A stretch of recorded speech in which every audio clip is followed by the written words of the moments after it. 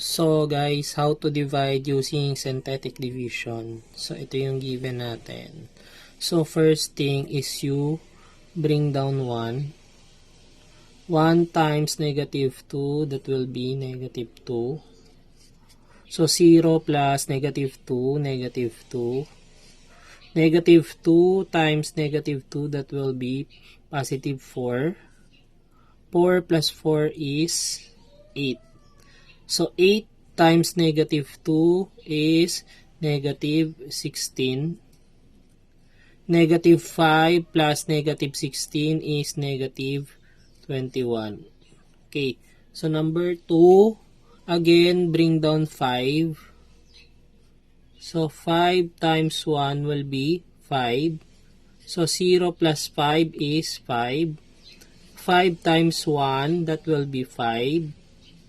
So 2 plus 5 is 7. 7 times 1 is 7. Okay. Negative 3 plus 7 is positive 4. Oh, so that's it.